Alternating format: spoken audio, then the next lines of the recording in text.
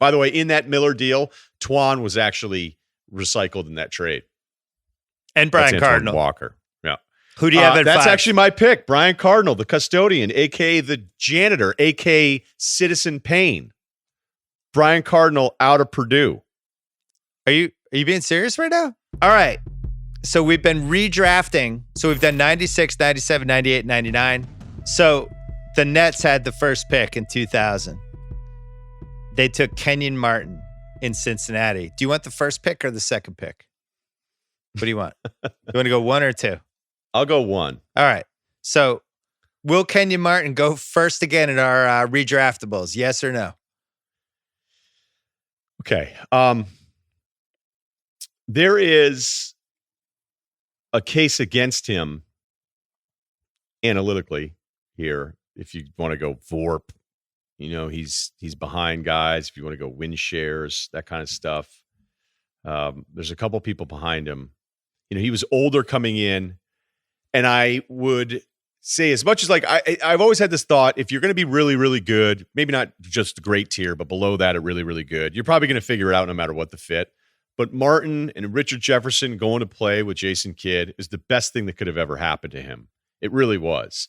And I think Martin, what he gave you, even as a notch, I'm probably going to go with him versus Red's health. So I'm still going to take Martin number 1, even though there are strong arguments with 2 or 3 other names. I just like the whole Kenyon Martin thing, even though it was probably a little underwhelming for an overall number 1 pick. And offensively, he was a non-factor for a good chunk of the end of his career. So I think he was a better asset than Michael Redd when they were both healthy. He also had a knee injury, and he had the microfracture surgery. Michael Redd blew out his ACL during the 08-09 season. Twice. Yeah. Right. Yeah. So here's the case for Kmart, and I agree with you. I thought he should have been first pick. Second best player in 2 finals teams. I think that matters. Ruined Antoine Walker's career. He really did. And coincidentally, I rode an airplane to Chicago with him, just randomly sitting next to him in mid-February, and didn't talk to him the whole time because I hate talking to people who get talked to all the time. But then he kind of was looking, and he was side-eyeing me near the end, and then he was like, "Hey, man, you Bill?" And so we just started talking. And I was like, "You broke my heart in 02. I thought we had you guys. I went to those games." And I was like, "You just destroyed Antoine." And he was saying when he went into the NBA, he just started talking about it. We're landing. And he's like, "I went into the NBA and Antoine was an all-star in the East." And I was like, I gotta beat that guy. That's going to be the guy that I'm just going to be better than him. Because if I'm better than him, then I'm the all-star in the East. And if you go back and watch those series, he just kills him. Antoine couldn't figure out what to do against him. His 03 and 04 in the playoff, they make the finals in 03 and have a really good series against the Pistons in 04. They lose. He was 19 and 10. Solid. Good, really above average defensive player. I thought not like a defensive player of the year, but definitely like an all defense kind of forward. Yeah, any of the bigs that could play bigger than they were and then also hang athletically with any of the perimeter stuff, it just allowed you to do stuff. I mean, that's why I've mentioned how much I always love the Piston structure of switching guys. But when you can switch and not give up stuff, that's what Kenyon was doing on top of running. I mean, I liked his game. Him. I got to be honest. I did too. I really did too. enjoyed his game. He got signed and traded to Denver in 2004, and I forgot. So this is July 15th, 2004. Denver, it's 3 first-round picks they end up giving up. 2 of them were lottery protected. The Denver pick that was in there actually was very lightly protected. The picks ended up being Joey Graham, Ronaldo Balkman, and Marcus Williams. But, he made $113 million. He had real value. He was also on that Denver team in 2009. He wasn't one of the best 3 players at that point that almost made the finals. Pretty good career. You definitely can't call him a bust. He made a lot of money and then had some good moments. So I thought that was a good pick. I had Michael Redd second. Can I just finish with one Kenyon thing though? I'm sorry. Yeah. I know it's annoying, but I remember, I love tough guys. I love the real tough guys as opposed to the fake guys that do stuff. And when I asked a Nets guy, I go, "You play with Kenyon, right?" And I go, "What's the story there?" They're like, No, he's all the way real deal. And he goes, "He actually guys were fucking scared of him, straight up." Antoine was. And I'm like, yeah, but this is his own teammates. Oh, I'm like, you guys are scared of him? And we're like, yeah, like if he would get into it and you were fucking with him in practice, like he'd do this thing. He'd be like, if somebody said something to him, he would say like, better get my name out your motherfucking mouth. And then like guys would be like, whoa, we're supposed to be on the same team here. So I love hearing stuff like that though, because that means that's somebody who's not going to wilt. So there's a cut. So I like this conversation. There's a couple guys. Oakley was obviously the captain of this team, but there's some guys over the years, and you talk to anybody from that era, and they're like, there's a difference between the tough guys in the game, but the actual like, don't fuck with that guys. Stackhouse was another one like that. Yeah, I'd heard that too. I've heard that for years. Yes, there's famous Stackhouse stories, him punching out Kirk Snyder after a game and shit like that. Tony Allen, I think, was like that, where it's like, yeah, don't actually fuck with Tony Allen. Like you can talk trash to him on the court. Don't actually fuck with him because he'll go there. And I think Zach Randolph. Zach Randolph is another one. Yeah, don't you can have a little fun, do a little trash talk, but don't go too far. But I think Kenyon wasn't having it. Yeah, Kenyon was legit. He definitely was like that. All right, my second pick, and this would be for Vancouver was picking the spot. Poor Vancouver, just getting slaughtered in these drafts. I feel like there's not enough bring a team back to Vancouver support as there is with the Sonics. Would you agree? Yeah. No, I think we have Seattle and Vancouver would be my top two picks to have NBA teams again. You actually think they should have a team again? Yeah. I was kind of... I think they got hosed. I think they got hosed too. I don't understand why people wouldn't... look, there's always going to be this Canadian thing that some guys from down here... I'd rather live in Vancouver than a lot of cities. Me too. Michael Redd is my second pick. He, from 2004 through 2008, 4 seasons, he averaged 24 a game. I didn't realize it was that money. 45% field goal, 37% from 3. He was one of those old school guys from, if you just put them forward 15 years, probably would have had a much more fun career. Probably would have taken 8 or 9 threes. Third team All-NBA. And then when he tore his knee again in the 08-09 season, it was over. But he was a guy, Milwaukee wasn't very good in the mid-2000s. I don't think anybody was in more fake trades than him. I know I personally threw him into about 100, but it was always one of those, if they could package blah, blah, blah, and this and get Michael Redd, that could be the missing piece. And he just was in that group for 3-4 years. I liked his game too. Thought he was good. So that's my second pick. Now you're up on the clock. 3. I'll be interested to see what you do here. I think there's like a no-brainer number 3 pick.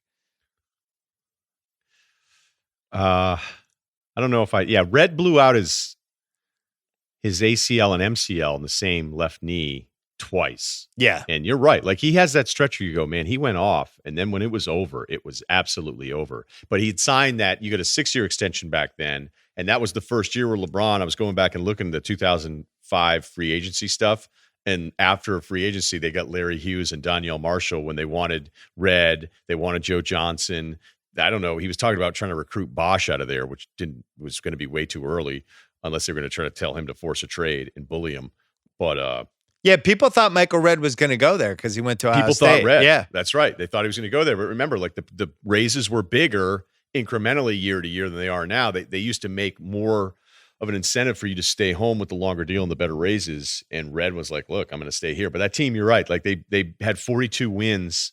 Because it took for a while to get Redd started. It was really his 4th year when he was like, whoa, this guy's awesome. And then that team never won more than 42 games. Okay. I guess I just wanted to use my free agency notes there because I wrote them down. Sorry. I enjoyed think the third pick is obvious? I do. Right now, there's 2 names. Give him. Who's on your board? Let's hear it. Well, it's Miller or Turkoglu. Okay. And Miller is another guy when you go back. Redd wasn't as surprising. There's some Miller stretches where you go, man, he lit it up a little bit. And the second leg of his career, kind of like our Ray Allen Iverson thing. But I actually think I like peak Turkoglu better than Miller. So I'm going Turkoglu. Okay, make the case. Well, if I have to start with 15 years, I love that he went to Sacramento and people were kind of like, Page is in his way. And it wasn't, it was just like, why? Because he's another tall white guy that's not from the States. It took a while, but from 0405 till 2010 and what he did and how he fit into that Orlando team. Like, I just thought he had moments during those Orlando runs where Turkoglu was like an incredibly talented, scary guy. I know he floats. I know his rebounding numbers are pretty, they're just not as good as you'd want him to be. But he actually became like a pretty good playmaker there for Orlando there towards the end. I know the end was, by the time he's back in Orlando, 33, Clippers the last couple of years, it's kind of over, a stint with Phoenix. But this is more of a talent thing where I think the peak version of Turkoglu was somebody who could get me a tougher bucket than Miller. And I think he's another one that 10 years later, you'd be running a lot of the stuff like they were doing anyway in these playoff games for Orlando, which we did one of them on the Book of Basketball. We did game 4 of the 09 Lakers series where they're coming out, setting a screen, spreading the floor for him. And he was pretty crafty. I don't totally understand why Sacramento couldn't figure out how to use him. And then he goes to San Antonio for the 03-04 season where they lose basically on that Fisher shot. I think they would have won the title that year. And they couldn't really figure it out either. And it wasn't until he got to Orlando that he got unleashed as this guy who's like, I'm going to score 60 in a game. I'm going to make almost 40% of my threes. I don't really need the ball all the time, but in crunch time, you can kind of go to me and I'm weirdly reliable. I don't understand why Sacramento couldn't figure out how to play him and Page together. You would have thought like, great, put both of them out there with C-Web. Like, let's go. What do you trade in for Brad Miller for? I thought that was very strange. Can I read you the names of the Ron in the trade? Yeah. All right, because perfect. That's exactly what I was going to do right now because it's some awesome names in this. So it's a 3-teamer: Indiana, Sacramento, and San Antonio. And the only thing we know for sure is that Indiana is just going to end up with white guys. Like, however this plays out, they're getting white guys in the trade. So Indiana trades Brad Miller to Sacramento. And they trade Ron Mercer to the Spurs. Turkoglu also goes to the Spurs. Sacramento trades Scott Pollard to Indiana, and San Antonio trades Danny Ferry to Indiana. It's a double Caucasian boon for the Pacers. And Turkoglu is by far the best guy in that trade. I did enjoy that one Brad Miller season on the Kings, but it seemed like a heist. I remember writing this at the time. What a heist for the Spurs. Like, really excited to see Turkoglu and the Spurs. Never really happened. It wasn't until the Magic that he kind of found his place. I think the Magic contract, though, was like, I think at the time that was, I bet you if you go back and look at this, you're like, what are the Magic doing? Like, they're giving Turkoglu this much money, but he was only at 04-05. We're talking him being 25 years old. And the reason, at first when you mentioned the Pacers getting rid of Brad Miller and you're talking about, like, Brad Miller was so white, he counted as 2 white guys. So that's why they had to get Ferry and Pollard back. Right. So, like, anybody that packs a dip in the fourth quarter of a game, we need at least 2 white guys to make up for his whiteness. It would have been fun to have Brad Miller in the Artest melee, though. I feel like we were cheated out of that. I'm taking Mike Miller with the 4th pick. So Kenyon Martin 1, Michael Redd 2, Turkoglu 3, Mike Miller 4.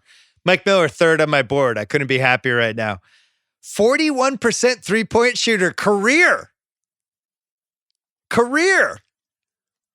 I mean, that Sixth man of the year. That Sixth man of the year. 5 years with his luggage at the end of his career and still finished over 41%. 05 through 08 on Memphis on some pretty sneaky good Memphis teams.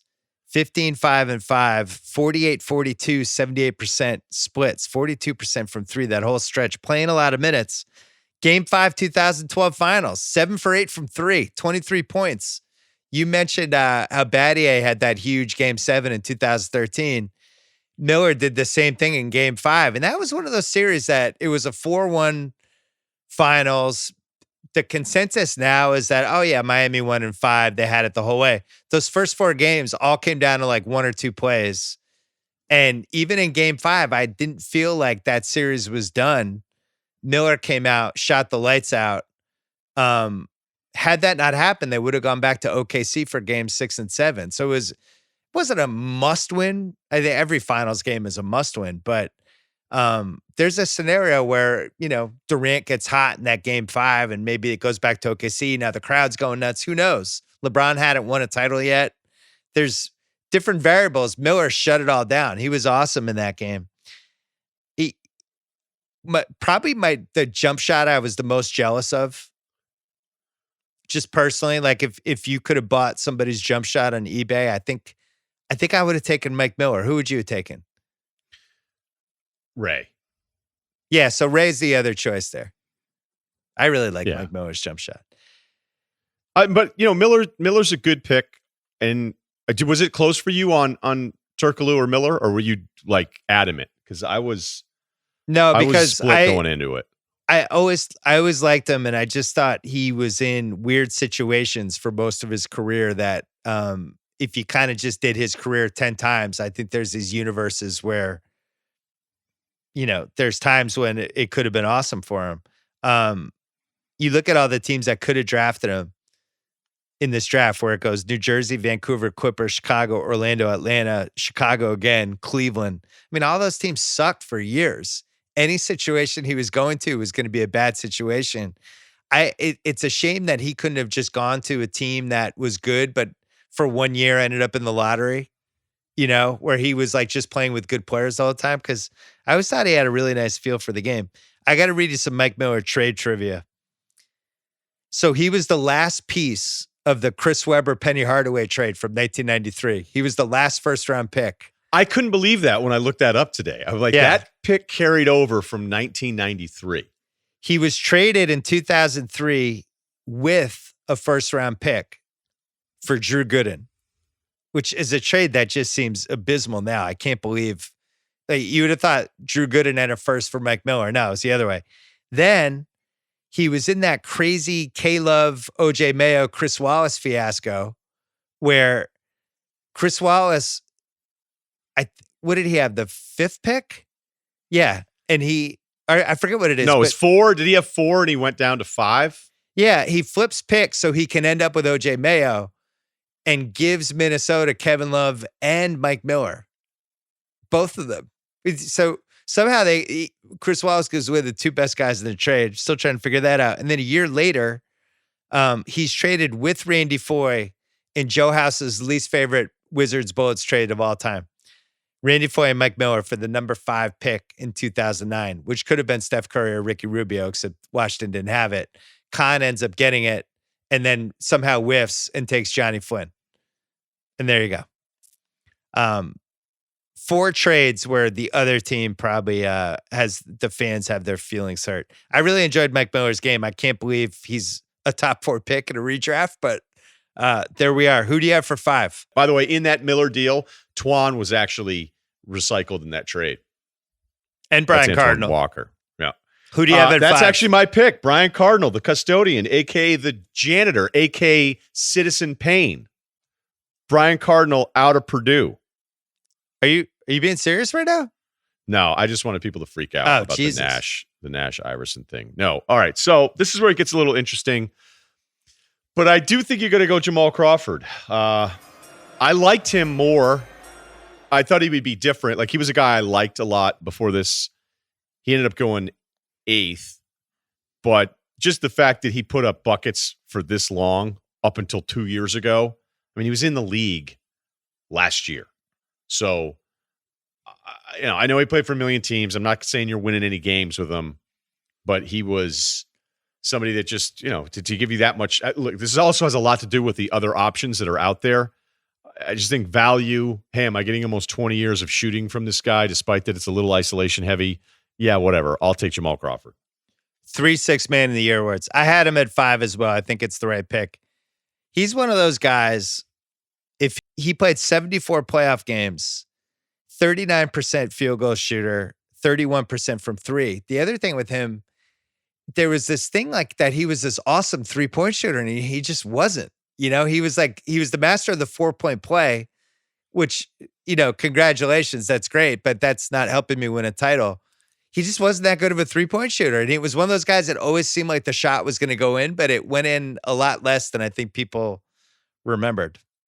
So I'm sure people are listening to this going, wait a second, what was wrong with Jamal Crawford? He was awesome. I was like, sorry. He's a nice player, nice piece to have on a team, but just not as good of a shooter as I think he thought he was. He played in big cities, Chicago, New York, Atlanta, LA. He also had a little bit of time with Minnesota, Phoenix at the end. He had a Portland run in there, but he hit all the major markets. I love that he has a nice New York stretch in there. He actually went for 20 a game with the Knicks when he was 27, but he has become oddly overrated a little bit because we've seen the crossover a million times on the internet and it's sick. We've seen him shake people and pull up from deep. The 4-point plays. I wouldn't say he's not even close whenever you start going historic great shooters of all time. You're not talking about Jamal Crawford. I think everybody really likes him. Okay. So that's the key point. Dudes love this guy. So overrating, I feel guilty even saying that a little bit, but the idea of him is he's a really good player. He had a really long career. He came out really early. It was just 1 year at Michigan, but I think everybody loves this dude. Every time I see him on a panel or some show, guys light up a little bit. So he's held up a little bit higher than the fact is that, look, he was never, I don't think of him, I never felt like Jamal Crawford was a star. And I think sometimes he's talked about that way. So 2 things there. One of the most popular actual players with the other players. I think he's on a short list of just knew everybody loved him. Also really popular with the media. And there was a year when the last time he won the 6-man award or he was up for it. And it was just insane that he was even a candidate. But I think just the media really liked him. He was always really gracious and thoughtful and awesome to everybody. And, it's smart. It was well played. But, I think if he's playing 35 minutes for you, you're not making round 2 of the playoffs, I don't think. My 6th pick, this is where it gets dark. Just for the people listening, here's who's on the board right now in no particular order. Mo Peterson, Quentin Richardson, Desmond Mason, Jamal McGlure, Darius Miles, Eddie House, Deshaun Stevenson, Joel Prisbilla. Joel Prisbilla should have gone with Joel Prisbilla. I think he would have been more intimidating. There's a little Speedy Claxton, Eduardo Nahara, undrafted Malik Allen. I like Nahara. Keon Dooling. That's really what we're looking for here. So I'm going to go with Quentin Richardson because for 2 years, 04-05, he was 16-6, almost 7 threes a game, made 36%. Not great, but not awful, but was, in modern times, more of a 3-and-D guy who could rebound a little bit ahead of his time. I liked him on the Suns teams. He was fun with Darius Miles when they were doing the tap their head thing. I think he was a liked teammate in different places, and his career wasn't bad. He became kind of a contract figure there for the second half of it, but at least I know he could contribute to a good team because we saw it. So I'm taking him 6, Quentin Richardson. He could have been in the mix maybe for 5. Yeah. He ended up being a nice player in a good role player where I think you're right. You knew kind of exactly what you were getting from him. And then they did have that little run there with the Clippers where it was just so much fun. But again, that's not necessarily what we're drafting. And that also means that Darius Miles is still available, which I imagine will be available here for a while. This draft, by the way, was one of the drafts that kind of was like, hey, Russillo, a little wake-up call here. Stop falling in love with the long, athletic guys, long length, because Stromile Swift is the poster child for that one. Love Stromile Swift coming out. Stromile Swift was almost instant flame out. I was going back and reading Billy Knight, who was the GM that pulled the trigger. Do you remember the head coach for Vancouver in 2000? Was it Stu Jackson? Is Sidney Lowe. Oh, yeah, he was. Didn't he go 9-41 or some terrible record? 6-44. I went back and read the article of them being interviewed after the pick. They mentioned, hey, this guy's young, every other sentence. And one thing I've always noticed with busts, it's unbelievable how often this repeats itself, is that you don't play nearly as well your rookie year. And then what they do is they give you a ton of minutes in your sophomore year to prove that you do actually suck. And you'll see so many guys that weren't good that have this real nice bump and be like, his best career year was his second season. Right. And it's not because he improved and then fell off. It's because they actually gave you more shots and forced the issue with you, ran more stuff through you just to make sure they could, okay, we actually made a mistake here. And so I stopped. It was kind of my Earl Clark reckoning. Earl Clark, Louisville, long, score, did some stuff at Louisville. And I go, you know what? But if you're just long and I don't see that you have real basketball skills, this draft fucked with my head so bad because I was like, stop loving all these really tall guys that can't dribble, the first one can't shoot. The first one was Brad Sellers going back to the 80s. Wow. That's the first time where I was just out on those type of guys from that point on because MJ kind of needed Brad Sellers in the late 80s and he just was a stiff. Like he was the 6'11" guy who couldn't shoot or rebound. So it's like, well, what's left? What are we doing? Yeah. What are we doing? Why are you out there? And you're soft. So, I was shocked to find out Stromile Swift played for 9 seasons. I don't remember. I honestly, if you and I are two of the bigger basketball fans, I would love to just talk to random people. Maybe this should be a rigor series. What was your favorite Stromile Swift memory? Because I have none. I don't remember anything about his career. They had a dunk on, it was another LSU guy who also is one of my other guys for this, Tyrus Thomas. Oh, Tyrus Thomas. Yeah. Right. So Tyrus Thomas. Wait, save it for the 06 redraftables because that's one we got to do. Because I remember I was on a flight with a GM leaving Virginia after the Portsmouth tournament. And I go, this Tyrus Thomas run, because, he and Davis had that really nice run. He goes, oh, my God. And he sold me on Thomas. I'm still young. I'm impressionable. He sold me because he goes, not only can Thomas do all this front court stuff, he can run your offense. He's the sickest athlete, all these different things. And I go, I got to stop liking these guys. Although Tyrus had a little bit more well-rounded stuff in his game. But, the Stromile Swift memory, it was going around this week because everybody sent it to me because they know how I feel about Stromile Swift, is he dunks on Tyrus Thomas. And Tyrus gets back into the play to try to reject it. And Swift, the dunk is one of the best dunks you've seen in a game. It's that awesome of a dunk. But, you get a little bit older, you start thinking, who do I want to marry versus who I want to date? And your evaluations get better. I have an incredible Stromile Swift fact for you. Career record in the playoffs, 0-7. Like games, not series. Never won a playoff game. Aware. No, 0-7, like not playoff rounds, games, 0-7. Never won a playoff game, 9 seasons. So who are you taking 7? You didn't tell me. He actually got a decent second contract by the Rockets too. But the thing is, he made $42 million, $43 million. Those good athletes who could offensive rebound would just throw you off the scent. You watch the one game. The Ed Pinckney was like that too. Ed Pinckney was way better than Stromile Swift, but those lanky forwards who could like just get a put back, you're like, oh, that guy, oh, and it was always deceiving. Who do you have at 7? Stromile was done as a starter at 25 years old. Yeah. Okay. All right. Going through the board here. We could probably speed it up at this point of the redraft. Almost out of material. I I think I'm going to go Eddie House. Wow. I thought I was going to get him later. Eddie House. Do you know how many playoff threes he hit in his entire career? Take a guess. No, I don't. Take a guess. Guess. 12. No, 39. I thought it was going to be like 120. Yeah, I knew it was going to be low because he's not in the playoffs many times. I just figured between the Phoenix and the 2 Boston seasons, I don't know why in my head he had made all these threes, but he was in 2 Boston years, 29 for 68 from 3. But he helped win them the title in Game 4 and Game 6. Like he made huge shots.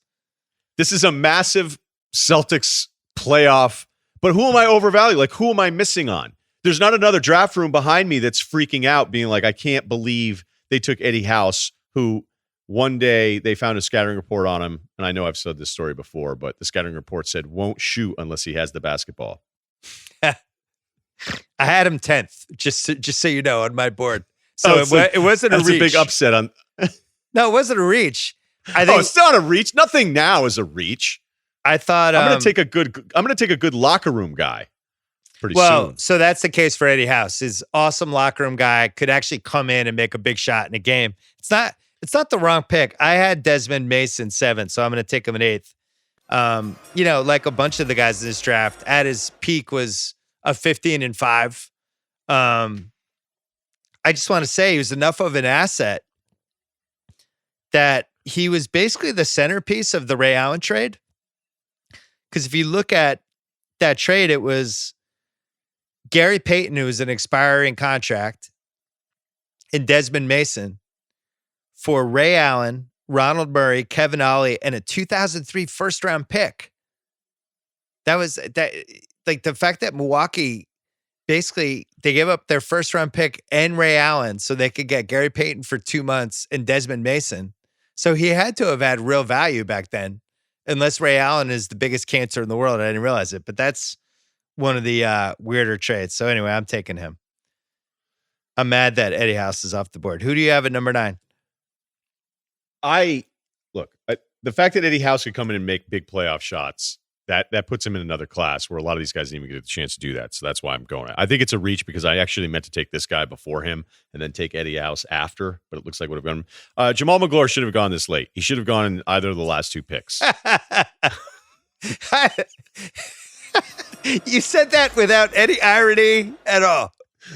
No, what are you talking about? Like Jamal McGlure deserves to go 7th, 8th, not 9th in the 2000 redraft. Jamal McGlure was in the Redraftables green room going, "What? Eddie House, really?" Yeah, it's tough. He made an all-star team. And I'm going to tell you, I actually thought he was a guy that did some stuff that helped you in the the more I dug into the Jamal McGlure story, the more I realized the numbers don't do it justice. So they're just the unquantifiable Jamal McGlure. He, yeah. I don't have a lot to add. A double-double with New Orleans, I mean. I always kind of liked him. I am up. This is the 10th pick? Yeah, 10th pick. Darius Miles can't fall any further. I got to take him here. The case for Darius Miles, who did get hurt, to be fair. He is another, like we talked about earlier, these guys that I'm not sure what they did. He couldn't shoot threes. Had no post-up game to speak of. Was a career 47% shooter. Was just a good athlete. Was fun to watch on a fast break. Had a lot of personality. I'm not really sure what the best case scenario of it was. In Portland, he was playing on the 06 Blazers before he got hurt. He was 14 and 4.5 a game, basically. But had enough value that he got traded for Andre Miller when Andre Miller had a lot of value. That Clippers Cavs trade. It never totally happened, but I just want to say I really enjoyed him. I was rooting for it the whole time, and I still haven't totally given up on him. We always talk about the guys we haven't given up on yet. I have no idea why I wanted it to happen so bad. I thought he had a nice feel for the game. Like he was a good passer. He had the right instincts. He was like a 6'10" tweener. 6'9", I guess. I never knew what he was supposed to be. Or like, who was the guy, who was the prototype that he was supposed to be following? And I don't think he knew it either. Yeah, because back then, too, we were still doing this McGrady stuff where anybody that was big and had a little bit of vision, and it's just a knock. It's almost insulting to McGrady how many different guys we thought would like be these next tall athletic guys. But I'm with you. Like I remember being on the East Coast, and I had a thing for Darius, as I mentioned earlier, because I don't think he was ever going to St. John's, but I was always paying attention. And that's when you kind of first started your season ticket thing too with the Clippers, right? And it was fun. It was kind of like, wait a minute, this team might not be very good, but this could be something. That was when I got League Pass. I remember watching a lot of them that one really fun year. It seemed like something was happening with them. Yes. Yeah. And he seemed like he had a chance. It's funny. I remember when I was preparing for the 2013 draft, watching the Giannis highlights of him at the Greek YMCA back when Giannis was like 6'8", thinking that he reminded me of Darius Miles. This is before he grew an extra 3.5 inches when he got here. But same kind of thing. It's like, what is this? This is something. It's funny how we just get attracted to those guys. Like, there's something if he can only unlock. But now I look back on Miles, I'm like, what would he have unlocked? I don't know the roadmap for him to be an all-star. But I'm taking. But that's him why 10th. this stuff is so hard. Because I mean, I couldn't. I'm so glad you said that, because there's a version of the Giannis thing where you go, I'm not falling for this again. Right. And there are plenty of teams that also did it. It's like this draft was a draft of redheads, and then all the GMs were like blondes from here on out. You know, right? Giannis we still say that, male or female, either way. You know, Giannis went 15th, and it seemed like pretty fair. In fact, it seemed maybe two spots early, but it was like, all right, yeah, roll the dice with the fucking Greek kid. We'll see. But at that point, he was and that's 6'9". what the Bucks were doing. That's what they were like, whatever, we'll give this one a shot. So I like the Miles. And by the way, just I'm happy for him too, because we know that it was really rough for him. Yeah. And, we don't know these guys, but I guess I'm with you. I've always had kind of a soft spot for him for some reason. And I'm happy that it looks like, he and Q getting the podcast going and all that stuff. I'm just happy because reading into it, it's just sad stuff. So I'm glad for him. One thing that's been lost, I think they did a 6-episode series of the life where they followed the Clippers around, which I can't believe isn't on YouTube. If anyone has this on their VCR or whatever, like, please put this on YouTube for America, because it was a lot of like behind the scenes with Quentin Richardson and D Miles. And I remember there's scenes of them getting gas and shit like that. And it was just like, I just want to hang out with these guys. I like these guys. Anyway, let's rip through this. Who do you have at 11? I'm going to go Mo Pete. Probably should have gone higher. Yeah. Another guy that went too low. His overall analytics, he holds up. He's like a top 7, top 8 guy. And, unfortunately for him, I think, he was always kind of an off-ball guy, which could leave you out of plays back then a little bit too much. So, you weren't as active. We're now off balls, like kind of where you want to be. And he would have been more productive today. But he had a better career, I think, than you realize. A lot of these guys, you'd be like, oh, this guy stuck around. It's easy to forget kind of the second halves of some of these careers. But Mo Pete probably should have gone higher. 37% career 3-point shooter. I have, wow, I can't believe he's still here. Joel Prisbilla. I'm grabbing with the 12th spot here. Elgin was a veteran of the lottery process. Line of the night. Joel Prisbilla, just a veteran. Played 13 seasons. Had, a couple moments there with Portland in the 08-09 range when they were doing the two-headed monster thing at center. So in 08 and 09 together, he's playing 23 minutes a game and averaging almost 9 rebounds a game.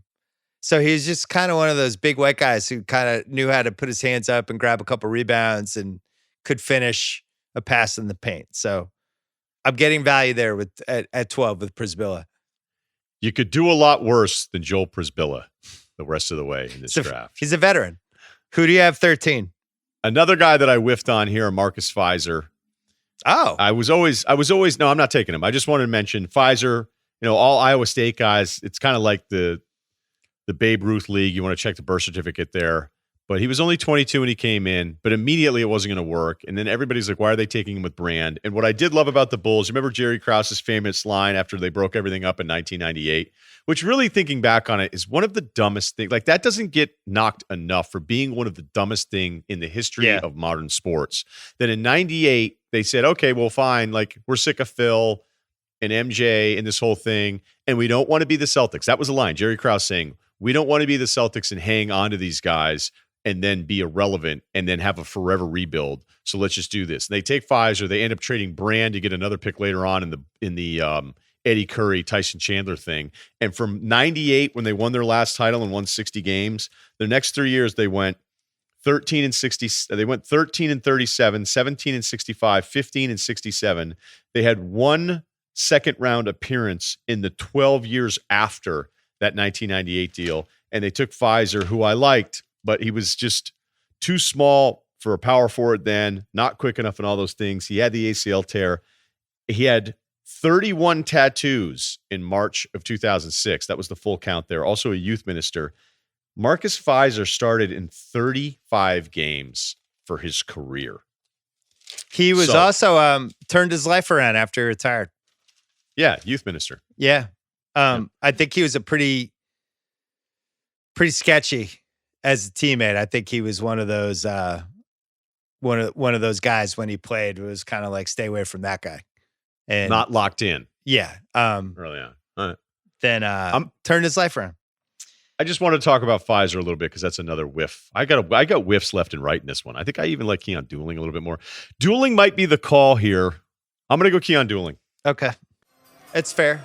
Could be a ninth man potentially on a second round playoff team. I was going to take Nahara for screens and toughness. I've always had a thing for Eduardo Nahara, but I just don't think it's fair to take him over dueling. Jerome Luiso's still there. I don't want to end up with Stromile Swift, and I'm not taking Pfizer or Courtney Alexander. Speedy Claxton? So I think the right pick here is either Speedy Claxton or Nahara just because they made playoffs, but I'm not going to do that. I'm going to go off the grid. I'm going to surprise people here. AJ Guyton? I'm going to take Chris Carrawell? I'm going to take DeMar Johnson. Oh, I see what you're doing there. So if you look at his first 2 years, I can't do that. He was even before he had the car accident, he wasn't good. Yeah, I'm not doing that. I'll take Speedy Claxton then, because in 2003 he actually played crunch time minutes for a team that won the title. When Parker was still in that almost like 2008 Rondo version of Tony Parker, when those young point guards, you can't rely on them every finals game, and you kind of have to need that veteran guy that can come in and kind of right the ship. Speedy Claxton was there, and his Spurs stuff, 24 playoff games that year is 14 minutes a game. Average 5 a game. That's all I need. He was in the rotation of a finals team. So there you go. I have him just a nudge over Stroh Swift and Jerome Muizo. Couple other names here. LeVar Postel, who I loved. St. John's. I was kind of like Malik Allen. Not drafted. I remember Khalid Al-Amin played one season. How about the Bulls after this? I did find some Bulls articles that were bullish on their future. It's like, man, we got Pfizer and Crawford, and we got Guyton, Jake Voskuhl, and Khalid El-Amin all in succession. You mentioned the idiotic Bulls rebuild before. It actually worked. They just did it for the wrong drafts. Because you think about it, in 99, they got the first pick out in Brand. 2000, they have the 4th pick and the 7th pick. And then in 2001, they flipped Brand for a top 3 pick, and they had another top 3 pick. So they had 5 top 7 picks in a 3-year stretch, although Brand, they turned into one of those. But just really bad luck to have a 4th pick and a 7th pick in the same draft. And not only go 0 for 2, but it's justifiable that you went 0 for 2. It's like you can't have worse luck than that. Yeah, no one should have. Yarrick, who played for the Spurs, I always kind of liked him. He came to the league, I think, when he was 24, Marco. Oh, I had a whole couple season ticket runs with him. Because the first couple of years I had the Clipper tickets, he was pretty competent. I actually liked his game, but he's big too. He put a physical beating on some smaller guys as I would watch. And the only thing I have left on this too is historically, as you've mentioned plenty of times, and it's clearly thought out how horrible this is historically. But I was going and looking at the teams that were drafting. Like when you look at the top 6 teams in this draft, how bad their starting lineups were. Yeah. Like the basketball isn't even close to being, like, we know it's better now and the depth of stars and the exciting storylines and all this stuff, but it's almost easy to forget, like, where the hell were these teams? Like, what were they doing? The Nets, now that first year Martin didn't have kid, it was Marbury, and this actually isn't a terrible 5, but it's Steph, Van Horn, Kenyon, Kendall Gill, who was, at that point on the way out, and Aaron Williams was just a role guy. Vancouver's team was Sharif Abdul-Rahim, Bibby, Dickerson, who's going to get her, Othella, Big Country. The Clippers had a 21-year-old Odom, Jeff McGinnis, Eric Piatkowski, Olowokandi, and Maggette was only playing like 19 minutes a game. The Bulls had Ron Mercer, Elton Brand, Artest, but Artest wasn't Artest then at all. He was 12 a game. Hoiberg, Bryce Drew was getting fucking real minutes all year long. I mean, the Magic had T-Mac, who at 21 put up a 27, 8, and 5 season. But after him, it was Darrell Armstrong. Grant Hill played 4 games. Bo Outlaw, D. Brown. Atlanta's lineup was Jason Terry, Kukoc, 17 games. Mutombo, Jim Jackson, and Lorenzen Wright. These teams, those are 30 guys that were playing the majority of the minutes for those 6 games, or for those 6 teams. It was a talent swoon. And it lasted. It really was. It lasted basically all the way till 07, 08 range. You can even see it if you go back and you read some of the trade value columns I did, where I'm just laying out what the assets were in the moment. And guys who are like 18 or 20 or 24, it's nuts. You can't believe it. I think once we hit 09, 2010 range, I think things really, really flipped. But you also had, I've written about it a million times about the too much, too fast, too soon era from like 93 through 99 of all those young guys who just got too much money too fast and just didn't have the careers that they should have had. When you think about the 2000 season, this should have been the peak of Kenny Anderson and Big Dog Robinson and guys like that. Some of them made it. Derek Coleman. There are all these blue chip guys that should have been in their absolute heyday and they just weren't. So you're missing like probably 9 to 10 blue chippers that should have been awesome. And Vin Baker, he's already starting to peter. Sean Kemp's already basically played his way out of the league. And you go on down the line, it's just like, what happened? But that's probably a story for another podcast. But that was also, too, you remember the lockout and people being like, are you guys kidding me? Like, we started this podcast talking about guys staying in better shape. I would imagine I would give most players the benefit of the doubt of, just make sure you're ready. And there's going to be some disappointments. That was the big joke 20 years ago, is when a lot of these guys came back from the lockout, they were never the same. Like Sean Kemp physically was never the same person after the lockout. And it's like, well, you just didn't care. But that's a great point, though. I hadn't really thought of it that way, the too much, too soon thing. I know you've written about it, but it's just a good reminder of, you have these classes that are all supposed to replace each other, but then you have this group of incredibly talented guys, players we kind of liked. And you're like, what the hell's going on here? And then you add in this class. And I also noticed too, when you go back and read some of the stuff, how many GMs that were running some of this stuff. And no one should really be blamed for anything after this kind of class that we just went through. But a lot of these guys never got jobs again. I mean, Billy Knight got the Atlanta job when everyone in the world knew he was taking Sheldon Williams Duke 5. And you're like, what could you possibly? Like, that shook me for a month. I go back and watch more and more Sheldon Williams, and I'm like, how could anyone take this guy 5th? Like, there's no way this is real. And he took him 5th. And there's some guys taking picks there that would never be given the job to run a franchise the way they had 20 years ago. Russillo, stay safe. We'll see you in a week. And I don't know what the next Redraftables with us is going to be, but we might end up having to do 03. At some point, maybe Whatever not next week, but at some point. All right, we can listen to your podcast as well, which you'll be doing at least one of this week. NFL draft is coming. It'll be the last like real sports we're probably going to have here for a while. But anyway, good seeing you. Talk to you soon. All right, thanks, man.